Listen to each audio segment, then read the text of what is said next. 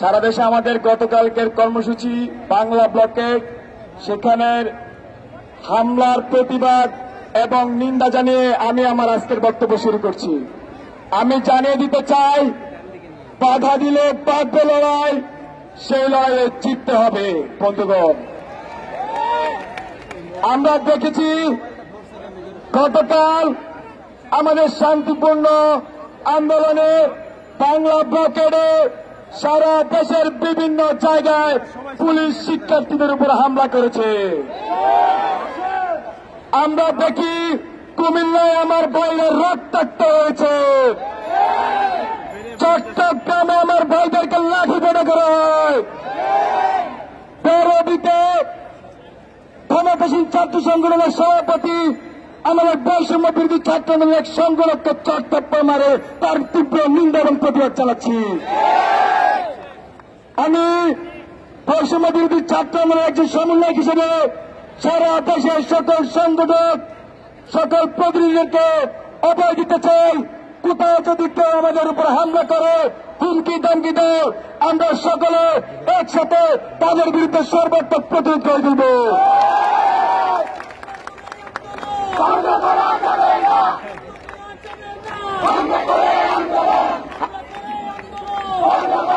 খুবই দুঃখের বিষয় বন্ধুগণ, খুবই দুঃখের বিষয়।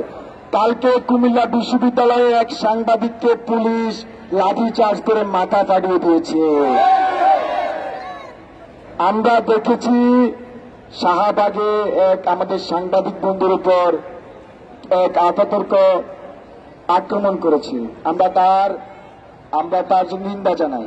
আমরা দেখেছি, আমরা বিগত 11 দিন খুবই শান্তিপূর্ণভাবে আমরা আন্দোলন চালিয়ে গিয়েছি, কিন্তু গতকাল সকাল থেকে বিভিন্ন মহল থেকে হুমকি ধমকি আসছিল। সেই হুমকি ধমকির প্রেক্ষিতে আমরা ক্যাম্পাসে দেখি ছাত্র এসে ভরে গিয়েছে। তারপরে কোন কুচক্রী মহল আমাদের আন্দোলনকে প্রশ্নবিদ্ধ করতে আমাদের সাংবাদিক বন্ধুর উপর হামলা করেছে। আমরা চাই তাদেরকে বিচারে আনা হোক। সেই আমরা তীব্র নিন্দা এবং প্রতিবাদ চালাচ্ছি বন্ধুগণ।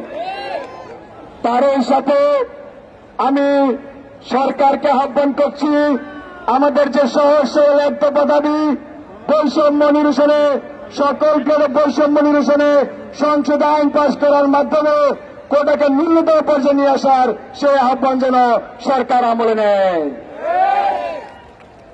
এরই সাথে আমাদের পরবর্তী কর্মসূচি আমি এখন উপস্থাপন করব।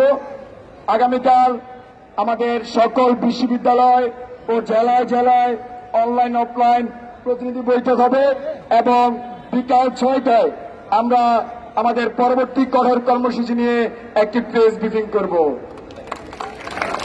ঢাকা বিশ্ববিদ্যালয় কেন্দ্রীয় লাইব্রেরির সামনে আমরা একটি প্রেস ব্রিফিং করব।